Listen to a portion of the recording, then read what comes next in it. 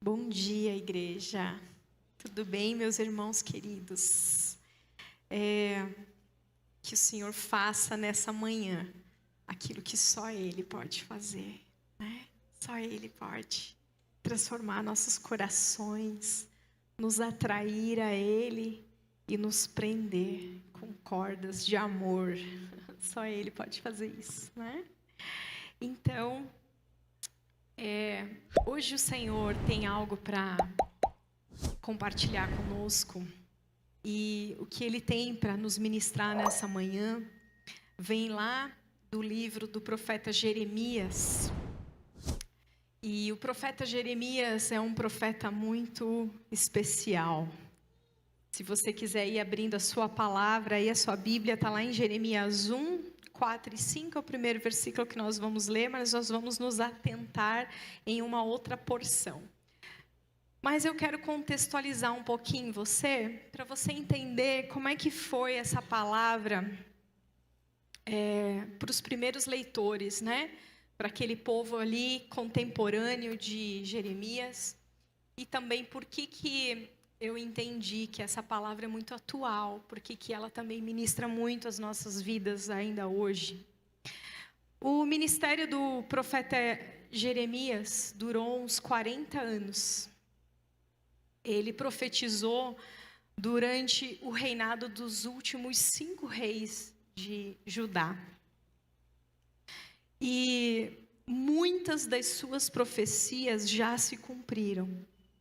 O cativeiro babilônico, a restauração após 70 anos, a dispersão universal dos judeus, tudo isso já se cumpriu.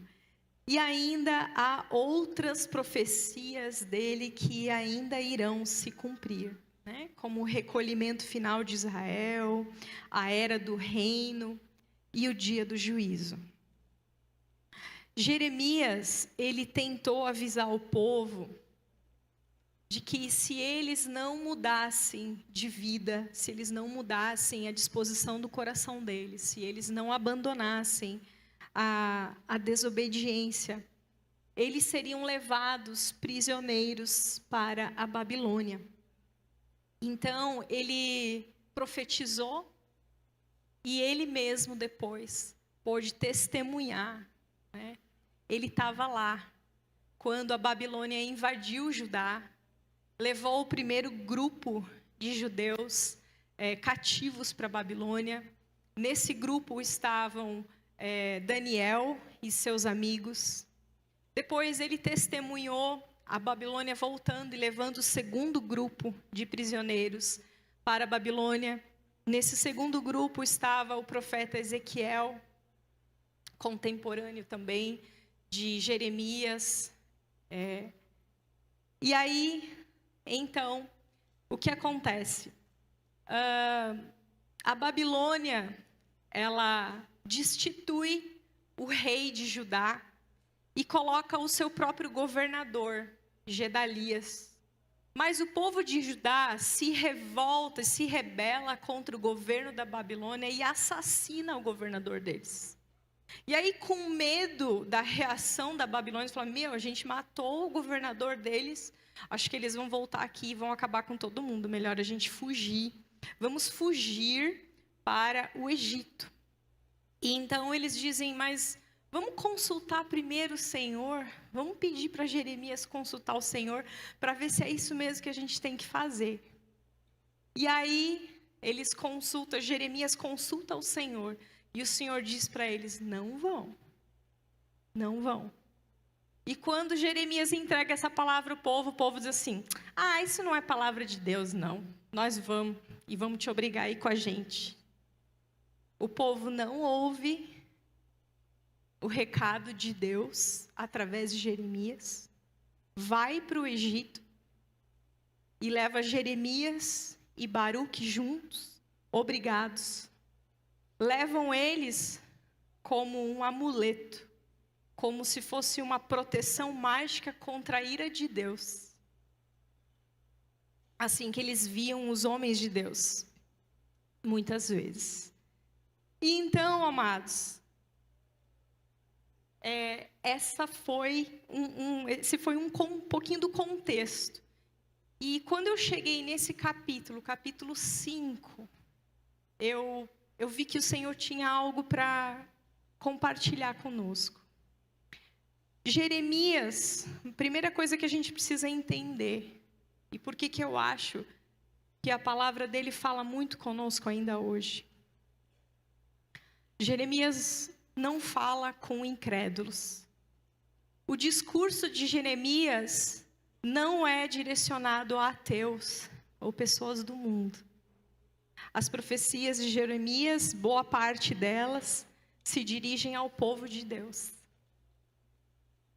Segundo, há um lamento, uma tristeza, uma reclamação por parte de Deus, diante do fato de que Deus chegou a ferir o seu povo, para ver se conduzia ele ao arrependimento, mas eles não quiseram aceitar a disciplina do Senhor.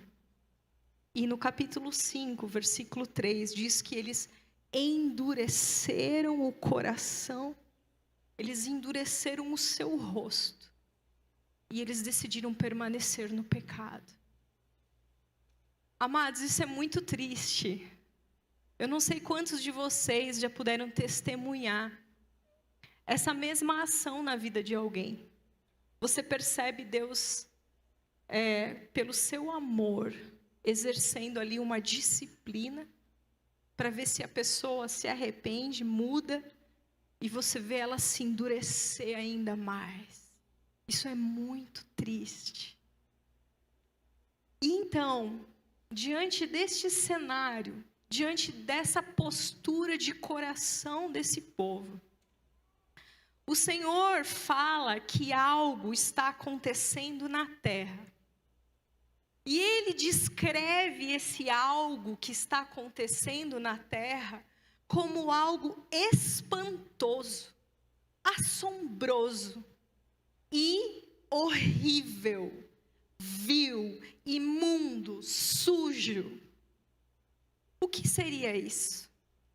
Se nós pararmos para pensar e analisarmos um contexto nacional ou universal, o que nós poderíamos dizer que está acontecendo, que poderia ser descrito como algo espantoso, que causa choque e que também é algo horrível?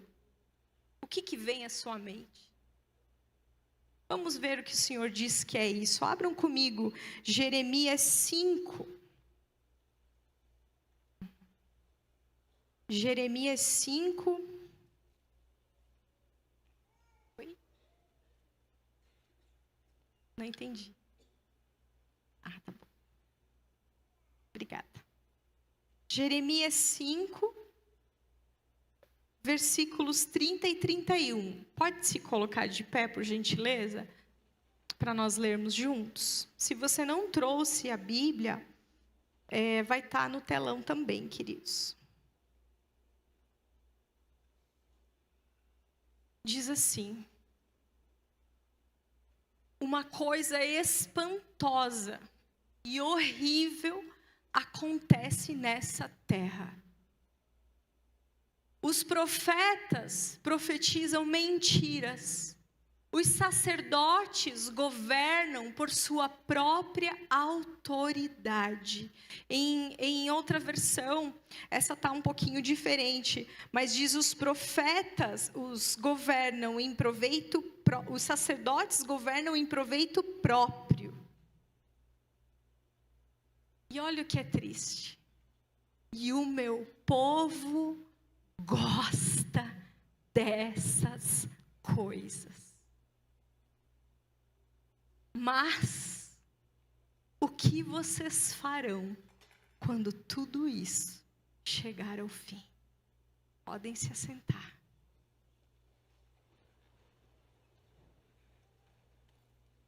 Almeida 21 diz que os sacerdotes dominam com autoridade própria, e a Ara diz que os sacerdotes dominam de mãos dadas com os profetas mentirosos. Isso está causando espanto em Deus. Você já pensou nisso? Que tristeza. Sabe, queridos, vamos pensar um pouquinho sobre o papel do profeta e do sacerdote. Como eles deveriam agir? Tente não se distrair, porque essa palavra ela é muito importante para estabelecer os pilares da nossa fé. Você está aqui? Amém. Os profetas, amados, eles deveriam ser alguém que compreendesse aquilo que se passava no coração de Deus, e então transmitir essa mensagem para o povo. Os profetas, eles deveriam interpretar as verdades da palavra de Deus e então transmiti-la ao povo, ensinar a palavra de Deus ao povo. Os profetas eram responsáveis por aconselhar o povo de acordo com a palavra de Deus. Os profetas deveriam exortar e corrigir o povo quando eles percebessem que o povo estava se desviando. Eles deveriam até mesmo explicar e trazer conhecimento nas áreas diversas da vida daquele povo. E algumas vezes eles também recebiam revelações e previam acontecimentos. Às vezes a gente acha que o profeta só fazia isso, né? Mas não, isso acontecia de vez em quando. E na palavra nós temos muitos exemplos de profetas. Tem o profeta Samuel, tem o Isaías, o próprio Jeremias, Abacuque, e no Novo Testamento também. Enfim, o Senhor, entretanto, denuncia que naquele momento da história, hoje quase não, né? Naquele momento da história, um grupo, uma turma de profetas que deveriam falar a verdade das palavras de Deus, estavam profetizando, estavam falando mentiras. Eles estavam distorcendo as verdades.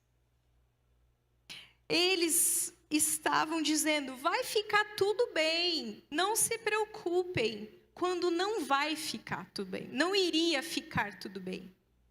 Quando um profeta genuíno como Jeremias se levantava dizendo, se vocês não se arrependerem, Deus vai vir com juízo.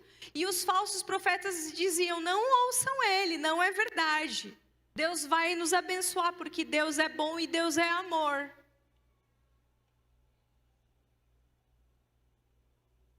No capítulo 23 de Jeremias, a gente vê que esses profetas sonhavam. E enquanto Jeremias vinha até o povo com palavra de Deus, eles vinham com seus sonhos e queriam equiparar, colocar no mesmo nível de igualdade, de autoridade, a palavra de Deus, a vontade de Deus com os seus sonhos. Então eles diziam, não, nós sonhamos que vai ficar tudo bem, nós sonhamos que não vai acontecer nada disso.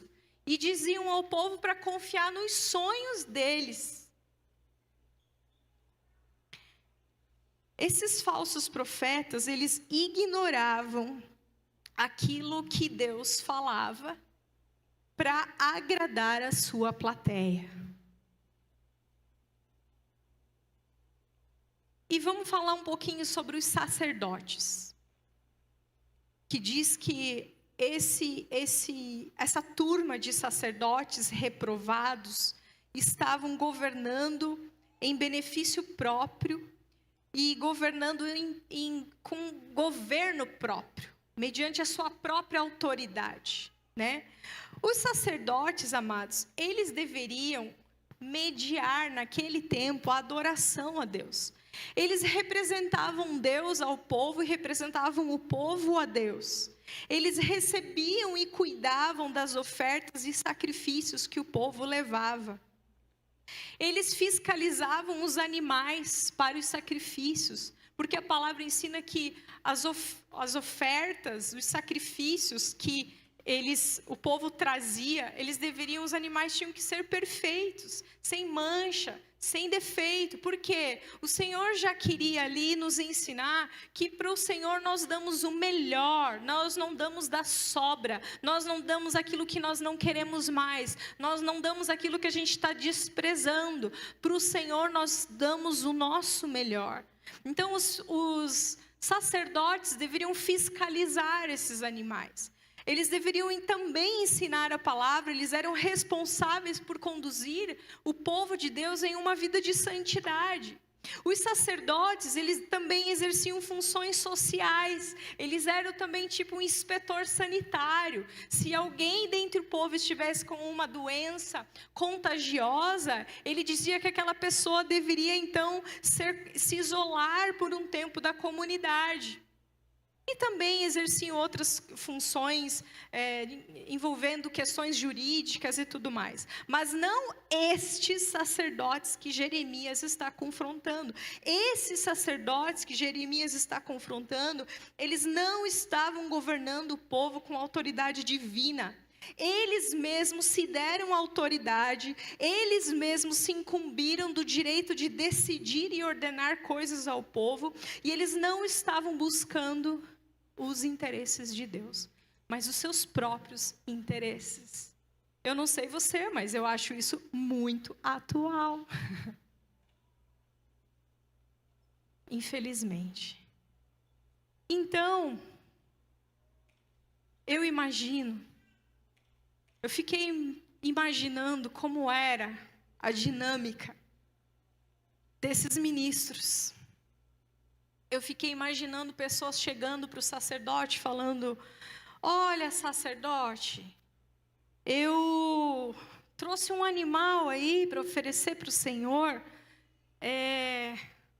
Ele só tem um defeitinho ali, mas não é nada não, tá? Você não precisa se preocupar com isso não.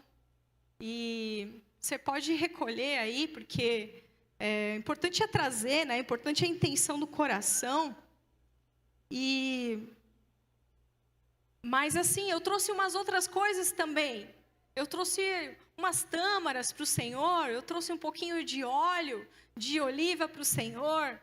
E se o Senhor uma hora quiser trocar aquele seu cavalo velho lá, que eu vi que, coitadinho, tá já velhinho, né? Eu posso ajudar o Senhor. E aí, aquele sacerdote fazia a vista grossa. Ah, tá bom. Tá bom, então. Vai lá. Eu imagino uma outra pessoa chegando para ele dizendo: olha, sacerdote, eu sei que a lei diz para a gente se apresentar e vir aqui celebrar as festas, de participar de tais reuniões, mas eu não tenho conseguido, sabe? Porque eu tenho trabalhado muito lá no meu sítio. Tem requerido muito a minha atenção depois dessa seca que aconteceu aí, tá difícil. Mas hoje eu vim, né? O importante é que hoje eu vim, então estamos aí. E aí, vamos aproveitar hoje, né? E até queria falar com o senhor. Mês que vem, eu queria ver se o senhor não podia ir lá. Nós vamos fazer uma reunião, vamos chamar uns homens importantes lá da cidade. Se você puder trazer uma palavra para a gente, vai ser muito bom. Aí, né, eu imagino o sacerdote se ajeitando na estola sacerdotal. Oh, posso ir? Vou sim. Tá bom, então, que bom que você veio hoje.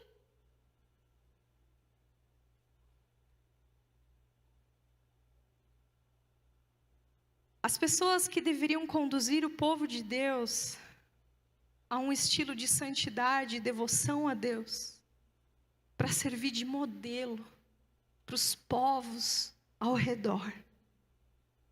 Israel deveria ser uma referência de como é ser um povo separado para Deus. Eles não se importavam com Deus, eles apenas se importavam com eles mesmos. E aí o Senhor fala, sabe o quê? Sabe o que é o pior? Sabe o que é horrível? Sabe o que é espantoso? O povo gostava dessas coisas.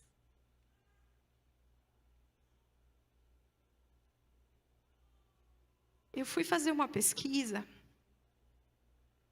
Eu chorei quando eu estava fazendo essa pesquisa. Em 1950, no Brasil, a população evangélica era 2,6%. A cada 100 pessoas, 2,5 era evangélica.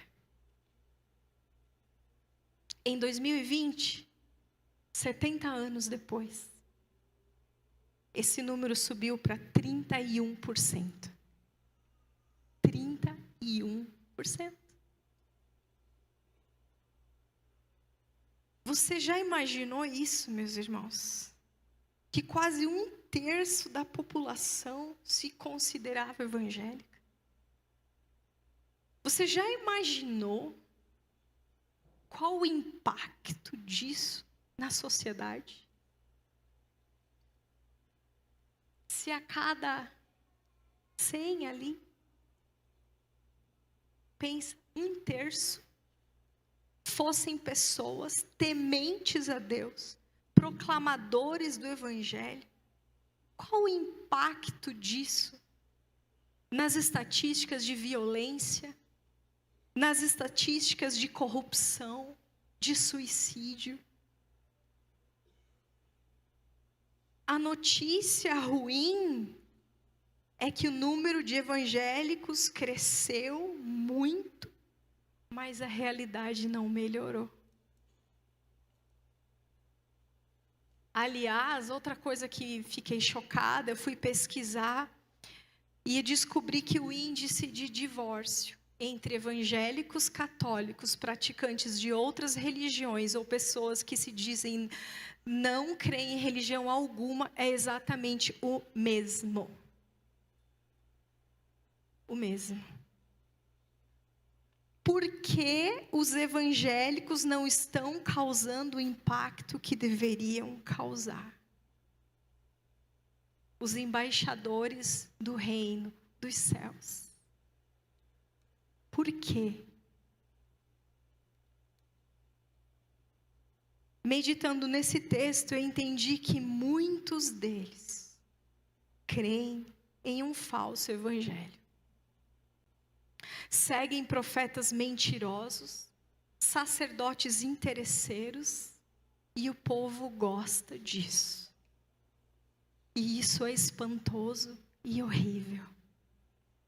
Eu queria pedir para a gente abrir lá em Gálatas 1, dos versículos 6 a 10.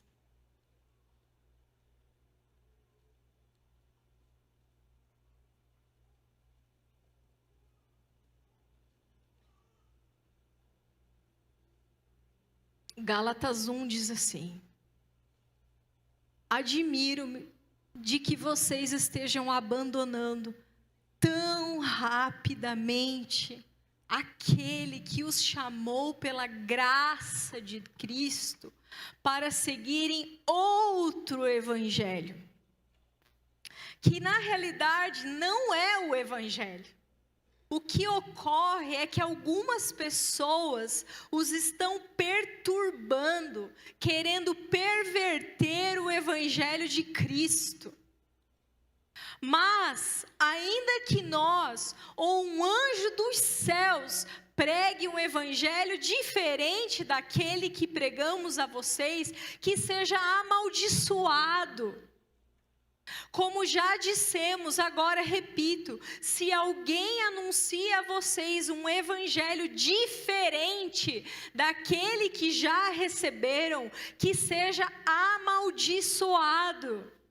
Acaso busco eu agora a aprovação dos homens ou a de Deus? Ou estou tentando agradar a homens? Se eu ainda estivesse procurando agradar a homens, eu não seria um servo de Cristo. Em qual evangelho nós temos crido? Qual Deus nós temos seguido? Sabe, meus queridos, O mundo nos pressiona a buscarmos as mesmas coisas que as pessoas do mundo buscam. Nós estamos aqui inseridos neste contexto e nós somos pressionados de todos os lados a buscarmos reconhecimento humano para afirmarmos o nosso valor.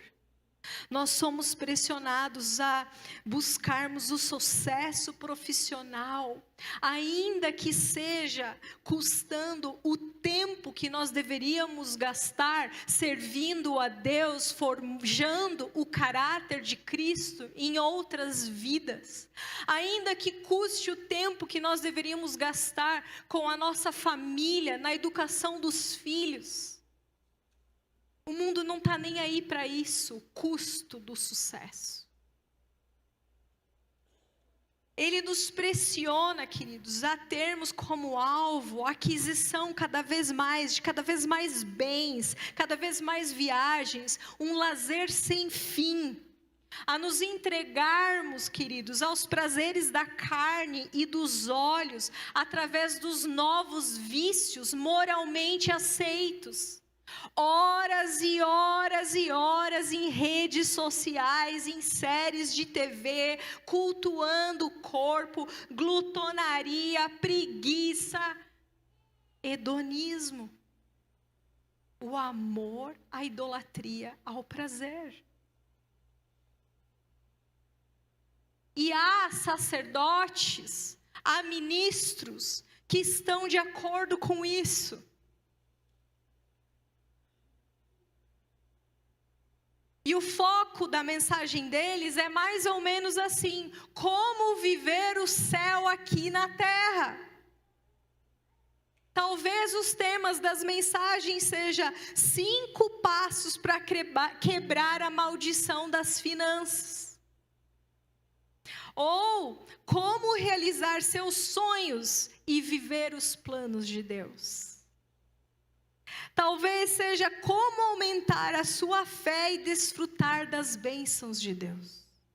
Ou oração para se blindar contra a inveja.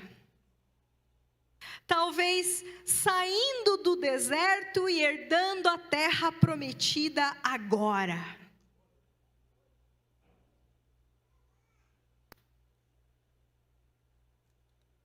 A pregação do falso evangelho, que está centrada nos benefícios recebidos por Deus para esta era da nossa existência. Preste atenção, esse tipo de evangelho posiciona o nosso coração para a idolatria.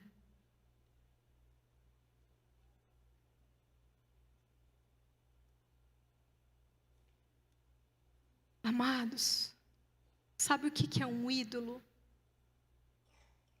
Um ídolo é alguém ou algo usado para se conseguir algo desejado. Então, como é que funcionava? Você fazia alguns acordos com esse ídolo, se comprometendo a levar coisas para ele, a fazer coisas para ele, ou a se abster de coisas, e então em troca ele realiza os nossos desejos. Isso é um ídolo, ele é um instrumento, ele é um meio para um fim. E quando nós começamos a fazer as macumbas gospels, as oferendas gospels, dizendo para Deus: Deus, se eu te ofertar tanto, Deus, se eu fizer tantos dias sem café, Deus, se eu ficar 1 mês sem faltar no culto, me ajuda a conseguir aquilo.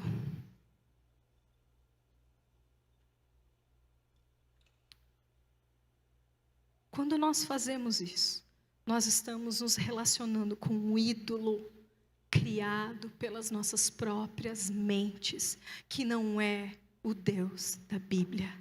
Nós estamos usando a Deus. E assim, queridos, você não adianta vir usar versículos que dizem: mas Esther conclamou todo o povo para jejuar.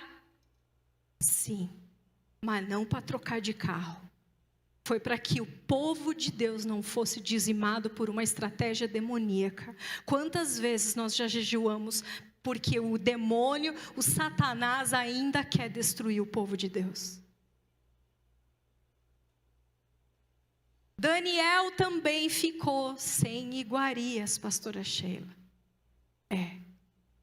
Mas não foi para conseguir um emprego. Daniel não queria se contaminar, porque ele tinha entendido, ele era judeu. Tinha coisas que ele podia comer, tinha coisas que ele não podia comer. E ele não queria se contaminar para fazer moral com Nabucodonosor. Ele se negou, falou: ainda que eu morra, eu não vou seguir essa dieta satânica, que para ele era.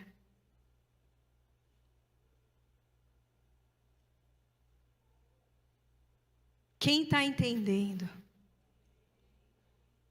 Que pena. Queria que mais entendesse. Quem mais está entendendo, queridos? Eu sei que é confrontante. Eu sei que a gente está inserido num meio em que isso é muito disseminado. Não aqui, graças a Deus. Nós temos nos esmerado para que esse púlpito seja cristocêntrico. É Cristo no centro e não o homem. E não o homem. Amados, esse não é o Deus da Bíblia, porque o Deus da Bíblia, ele não irá aceitar ser reduzido a um instrumento para que a gente o use para conseguirmos aquilo que quisermos. Deus não existe para o nosso prazer, nós que existimos para o dele.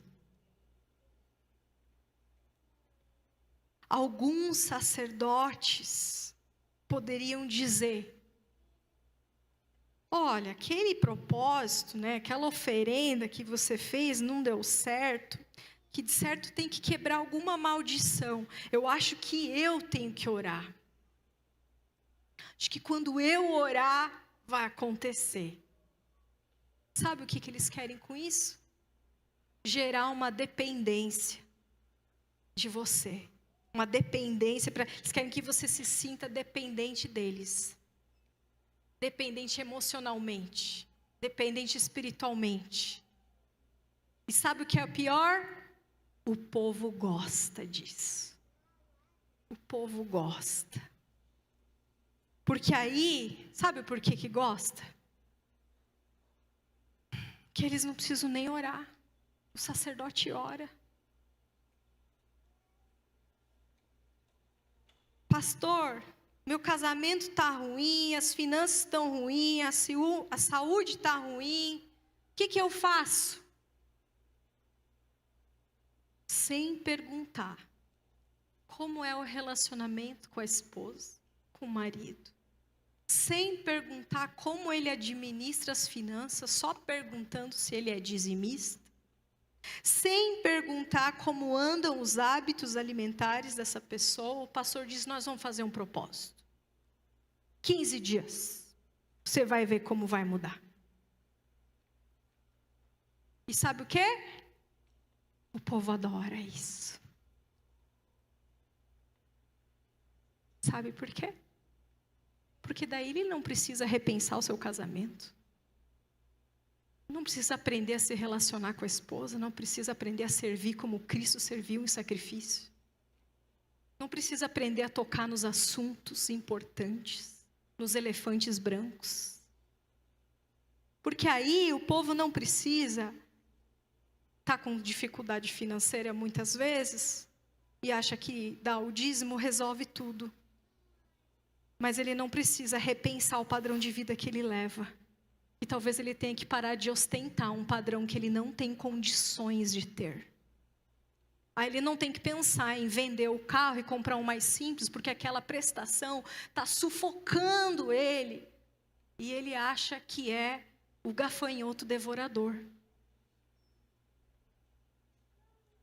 Mas se o pastor vai orar, está tudo bem. Eu posso ficar com aquilo que está custando a minha paz. O povo gosta, queridos, porque o povo chega, né? Pastor, eu estou muito estressado, eu estou muito mal, eu estou, infelizmente, se ouviu, né? Eu não consigo fazer nada, não consigo servir, não consigo estar aqui, não consigo, infelizmente, não dá. E o pastor disse, não, tudo bem, eu vou orar, irmão. O povo gosta porque ele não precisa reorganizar a sua agenda para trabalhar menos, para poder servir a Deus.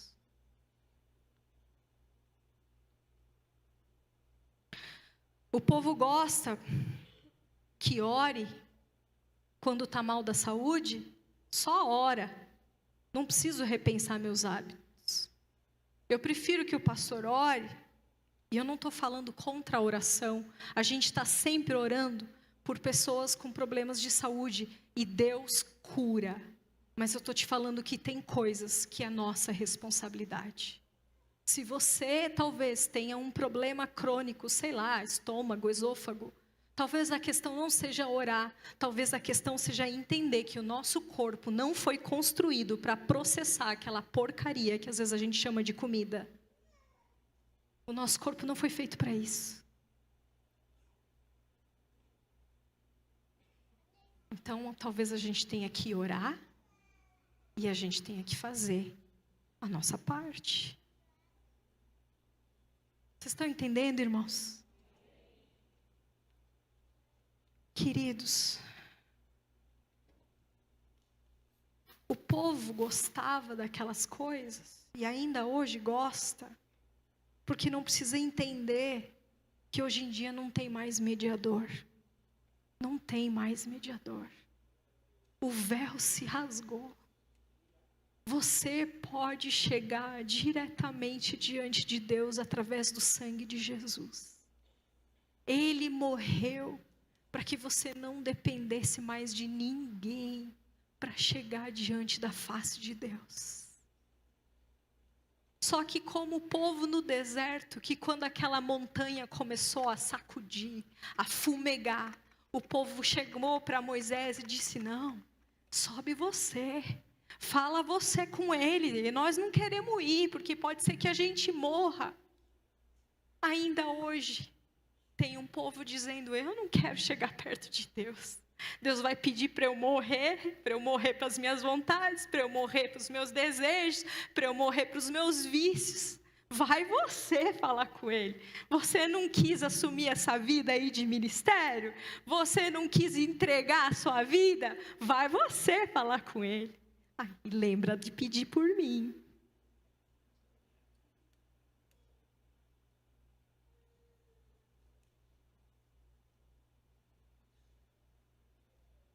O falso evangelho quer nos fazer acreditar que nós precisamos estar atualizados, para a gente não ficar de fora e não perder nada.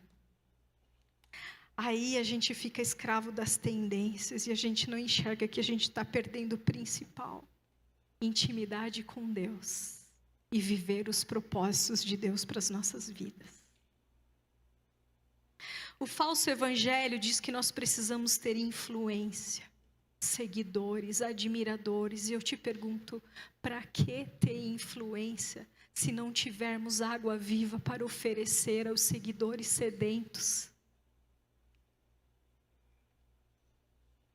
O falso evangelho quer nos dizer que nós precisamos nos esforçar para sermos percebidos. Nas redes, na igreja, nós precisamos ser vistos, porque senão nós não vamos conseguir o sucesso que nós buscamos e não vamos conseguir cumprir o propósito de Deus. De alguma forma nós precisamos ser vistos. Então nós precisamos participar de tudo, provar de todas as novidades, seguir os famosos, e nós ignoramos a soberania e a providência de Deus. Ou nós achamos que Maria foi escolhida para carregar o Deus do universo no seu ventre, porque ela saiu na capa da revista Galileia.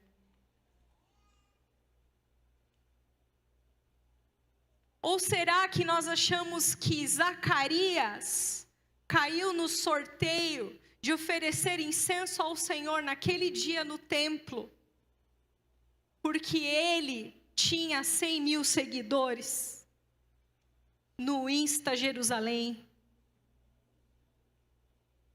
Sabe, queridos, essas pessoas, elas não foram escolhidas porque elas foram vistas por homens.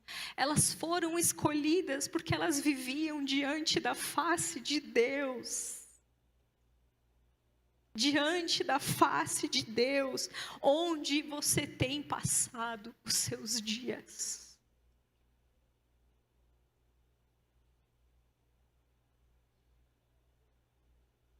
João Batista, filho de Zacarias.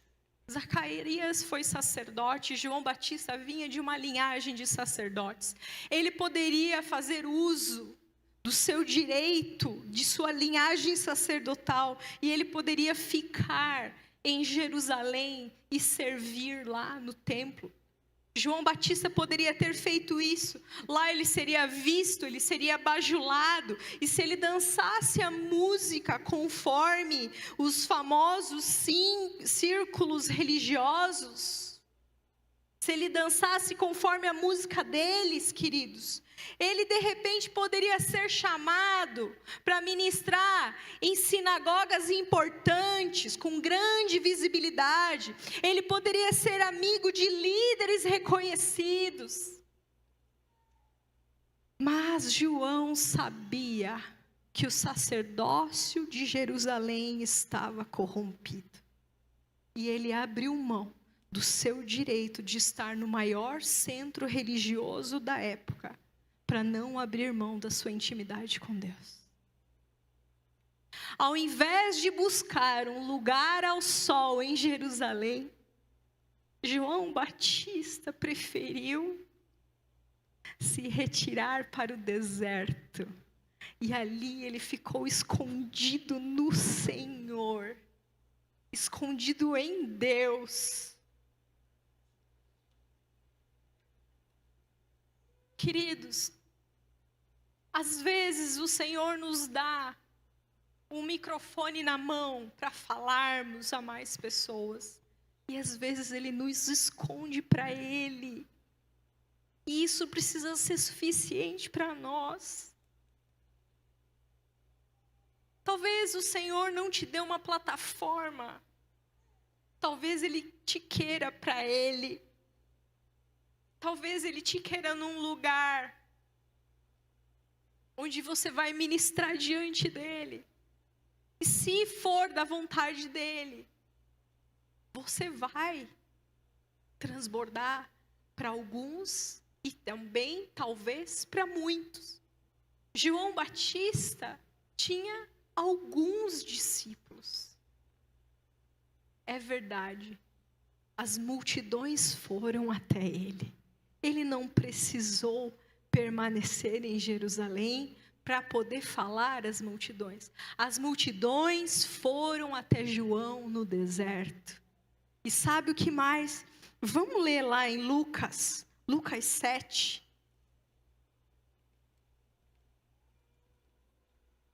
Lucas 7, versículo 24. Lucas 7, 24. Jesus questiona as multidões a respeito de João Batista. E ele diz assim, 24. No final do 24. Depois que os mensageiros de João foram embora, Jesus começou a falar à multidão a respeito de João.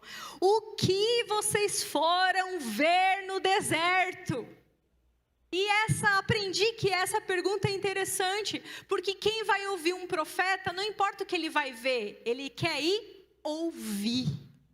Mas Jesus não pergunta o que vocês foram ouvir. Ele diz o que vocês foram ver. O que vocês foram ver no deserto? Um caniço agitado pelo vento?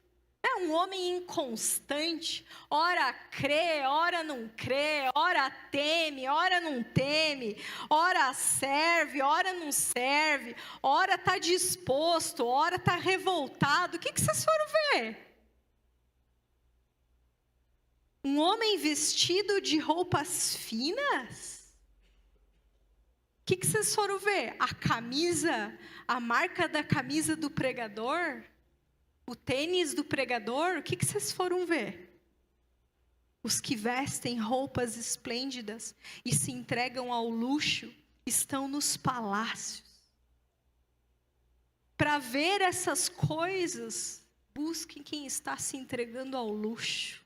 É o que o Senhor está falando. No deserto, vocês não verão um homem ostentando o seu palácio. Afinal, o que foram ver? Pergunta Jesus. Um profeta? Sim. E eu lhes digo, e mais que profeta, mais. Ele é aquele a respeito de quem está escrito: enviarei o meu mensageiro à tua frente, ele preparará o teu caminho diante de ti.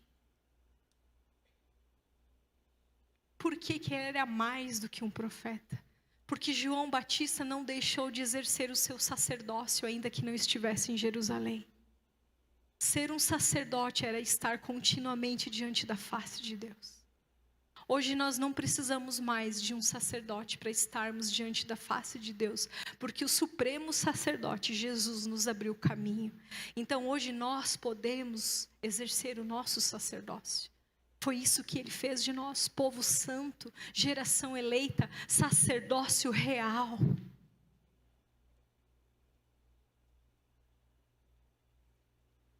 É como se Jesus dissesse, sabe, irmãos, eu sei o que vocês foram ver. Vocês foram ver o que os discursos não conseguem convencer. Vocês foram ver como é ser alguém que vive diante da face do Senhor. Vocês foram ver o que é alguém falando com a autoridade do alto e não da sua própria. Vocês foram ver como é a vida de alguém que não se dobrou às demandas da cultura do seu tempo. Vocês foram ver como é a vida de alguém que não está nem aí para os modismos. Vocês foram ver como é alguém que, sabendo que pode ser que nunca seja convidado para aquele podcast famoso, aquela conferência bacana, como é que ele se mantém diante da face do Senhor. Vocês foram ver como vive alguém que não tem rabo preso com ninguém e então tem a liberdade de falar aquilo que Deus mandar e ao invés de massagear o ego do povo, tem autoridade para instruir que se arrependam.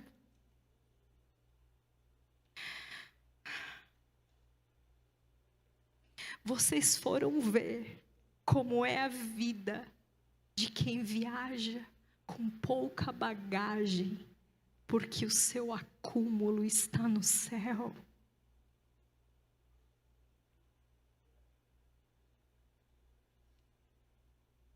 Eu lhes digo que entre os que nasceram de mulher, não há ninguém maior do que João. Todavia, o menor no reino de Deus é maior que ele. Jesus falando, João é grande, mas quem está aqui é maior que ele, porque esse que está aqui entregará a sua vida para que vocês façam parte do reino. Queridos, João pode não ter sido reconhecido pelos homens, pelos maiores líderes religiosos da sua época, mas ter o próprio Cristo testemunhando a seu respeito, amados, o que contará no final? naquele grande dia, o que contará? O reconhecimento dos homens ou o reconhecimento do Senhor?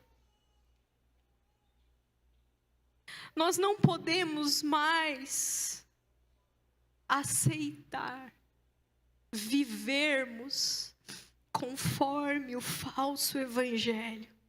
Ele nos priva de experimentarmos o poder do verdadeiro evangelho. E eu pergunto para vocês, meus queridos, que evangelho fez com que homens espancados, acorrentados, cantassem louvores à meia-noite, provocando um terremoto e depois fazendo com que o policial de plantão e toda a sua família se convertessem, como Paulo e Silas? Que evangelho fez isso, queridos? Que evangelho fez com que homens clamassem a Deus para que perdoassem os seus próprios assassinos enquanto eram apedrejados, como Estevão e tantos outros? Que evangelho, amados, fez com que uma missionária permanecesse pregando na mesma tribo que assassinou o seu próprio marido, como Elizabeth Elliot? Que evangelho faz isso? Que evangelho fez com que homens se vendessem como escravos para terem a oportunidade de pregar a um povo, como os irmãos morávios, que depois acabaram influenciando toda a sua geração, gerando agências de missões, influenciando homens como John Wesley? Que evangelho fez isso?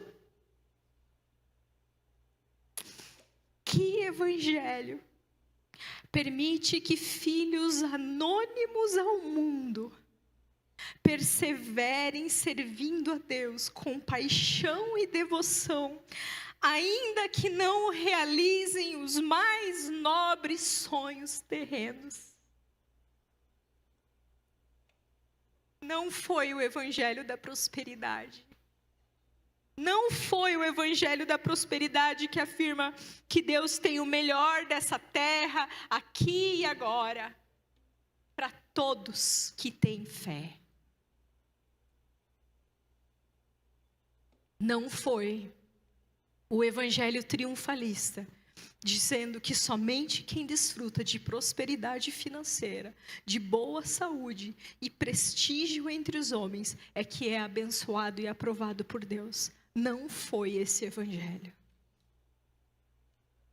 Não foi o evangelho que gera dependência da cobertura espiritual do seu pastor,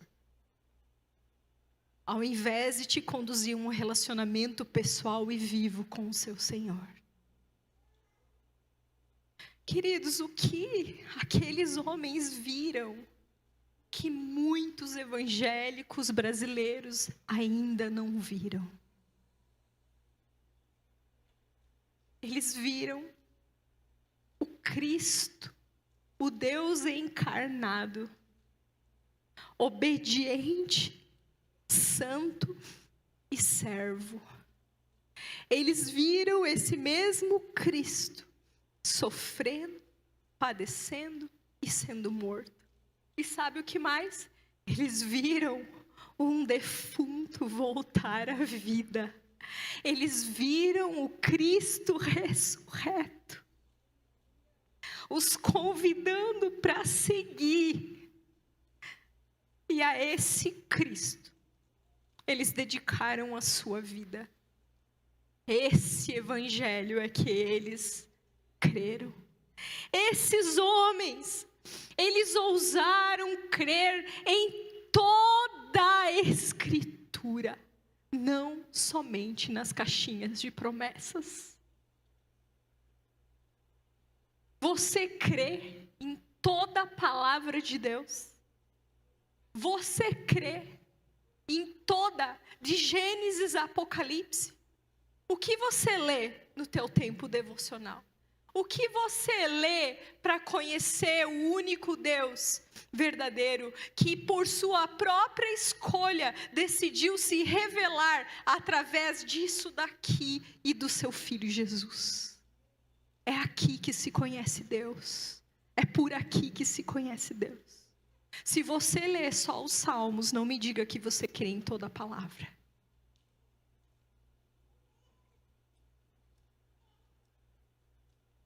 Eles não aceitaram que se reduzisse a mensagem do Evangelho a confortos terrenos. Porque eles viram uma pessoa divina, que é mais cativante, é mais linda, é mais maravilhosa do que qualquer cenário paradisíaco, do que qualquer bem, do que qualquer roda de influência humana. Eles viram a Cristo. E quando nós vemos a Cristo, queridos, tudo perde o seu valor. Quando nós vemos a Cristo, queridos, tudo fica secundário. Sabe? Quando nós vemos a Cristo, nós não temos interesses simplesmente financeiros, porque Ele não é só aquele que pode nos ajudar a pagar as nossas dívidas, Ele é aquele que pagou uma dívida impagável. Ele não é simplesmente aquele que pode curar a nossa dor nas costas. Ele é aquele que vai transformar esse corpo de corrupção em um corpo incorruptível eternamente. É muito mais do que bens materiais. É muito mais. Eles viram o poder que flui do Evangelho verdadeiro, salvando pessoas improváveis, curando pessoas, não para elas voltarem às suas vidas sem sentido, curando pessoas para que possam fazer como a sogra de Pedro, se levantar e servir.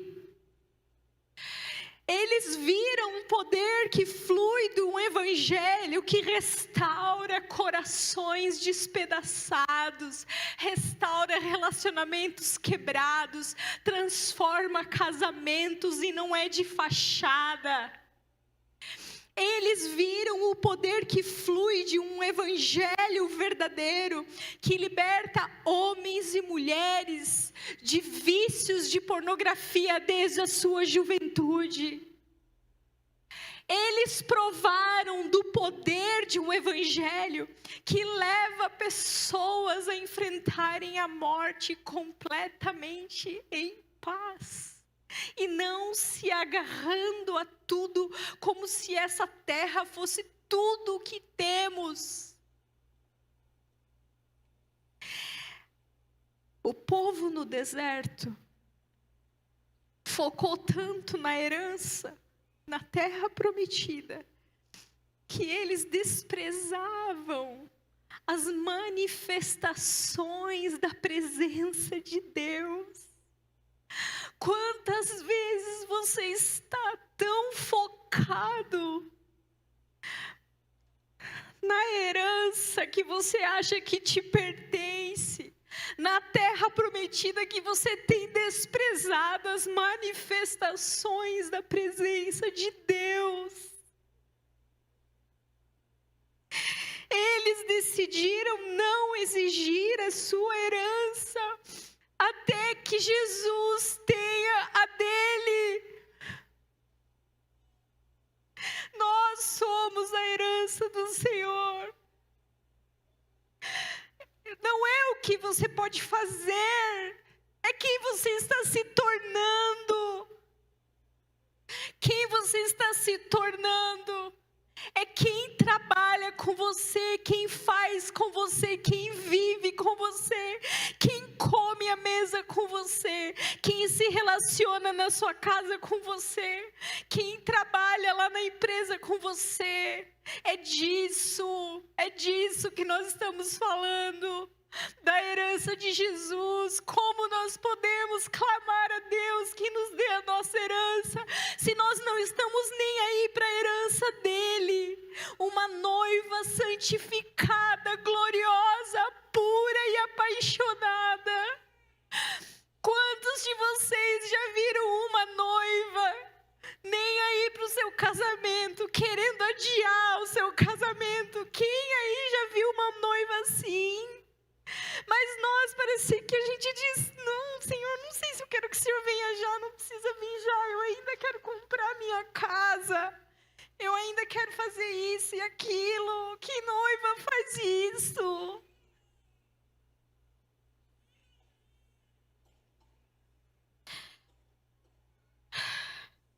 Você está sendo roubado de experimentar o verdadeiro poder do Evangelho. Ouse crer no poder que ressuscitou a Jesus e mora dentro de você. Ouse se interessar pelas causas que estão no coração de Deus. Meu irmão, você carrega o Espírito Santo de Deus. Quando alguém do seu lado abre a boca para falar da sua depressão, da sua ansiedade, do seu casamento destruído, meu irmão, ofereça a água viva que deveria estar brotando dentro de você, jorrando dentro de você. Ouse crer que Deus é poderoso para fazer isso. Deus é poderoso para tocar, Deus é poderoso para salvar. Ouse organizar a sua agenda de acordo com a agenda do céu. Ouse estar desatualizado da sua cultura e atualizado com a mensagem do céu para a sua geração, para a nossa geração. O Senhor nos chama hoje para voltarmos ao verdadeiro Evangelho, porque essa coisa espantosa e horrível não durará para sempre. O final do versículo 31 de Jeremias 5, ele diz: o que vocês farão quando tudo isso chegar ao fim? O que vocês farão? Vai chegar ao fim, vai chegar o dia do basta, basta. Voltemos hoje, meus irmãos.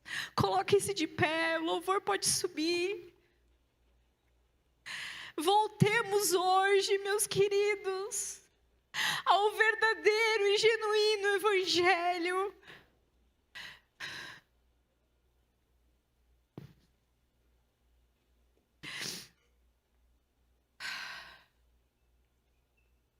Não se ofenda com Deus quando Ele não fizer aquilo que você pediu. Deus é por você. Deus é por você. Ele tem um propósito em todas as coisas. Nós não vamos entender tudo, sabe por quê? Porque a gente é homem.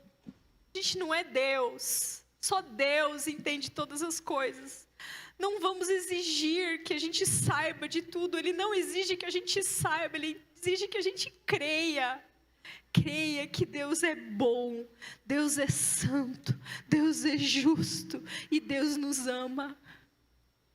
Amados, se essa mensagem de alguma forma falou contigo, se você sentiu que você precisa realinhar o teu coração ao verdadeiro Evangelho, se você em algum momento tratou Deus como um ídolo, como um meio, um instrumento para conseguir algo egoísta, conserte-se com Ele, se arrependa, fique à vontade para fazer o que você precisa.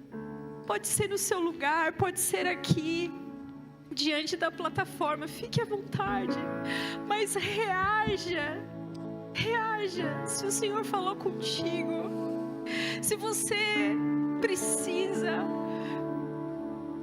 se você diz, pastora Sheila, eu não sinto essa vida jorrando de dentro de mim, esse espírito vivo jorrando vida e transbordando e tocando quem está ao meu lugar, eu me sinto seco. Esse é o momento de você dizer, Senhor, eu quero viver o evangelho genuíno, eu quero provar desse poder que flui da tua presença. Eu não quero mais negociar a sua face, porque eu acho que eu tenho que ter e estar atualizado com as coisas. Eu não quero mais sacrificar o tempo que eu deveria estar diante de ti. Queridos, Deus é por nós.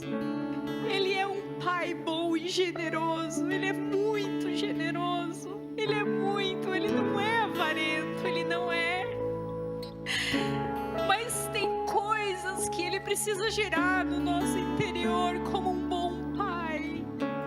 E é por isso que às vezes Ele não nos dá coisas. E é por isso que às vezes Ele demora. Entende? Enfim, nós precisamos confiar nele.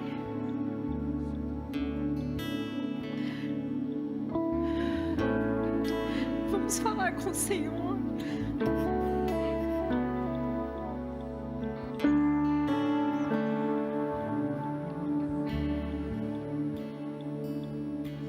Cristo, manso e humilde, assentou-se à mesa. O Filho de Deus se encarnou e assentou-se à mesa.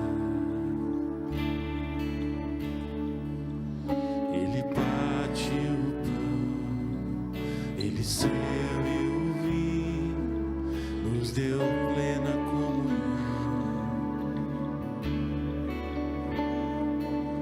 E o véu se rasgou, fez um vivo caminho, temos plena comunhão. Tudo que eu tenho é teu, Cristo. Tudo que eu sou é teu, Filho. Minha casa, meu dinheiro, meu destino por inteiro, tudo é teu.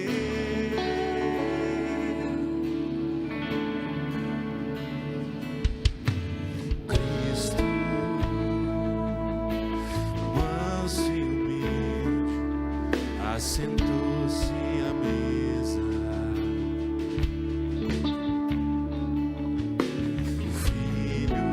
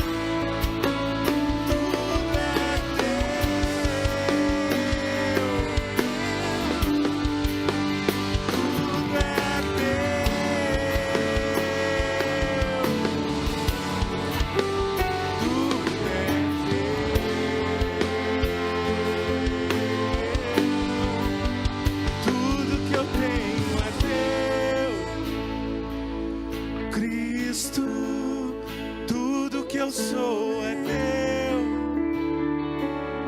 filho.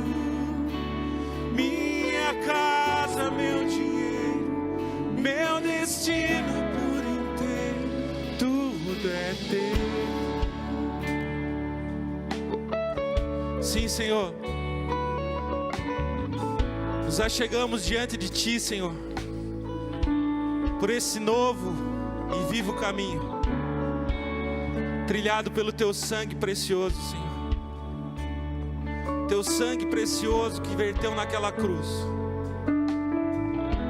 E esse caminho, Senhor, nós temos livre acesso. Então nos achegamos diante de Ti.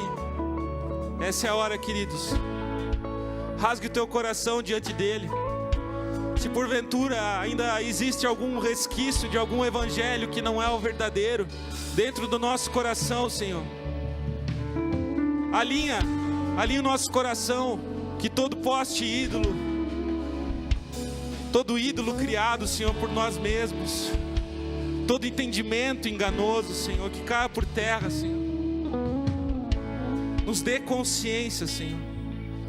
Destrói as fortalezas da nossa mente que nos separam de vivermos esse nível de entrega genuíno a Ti, Senhor.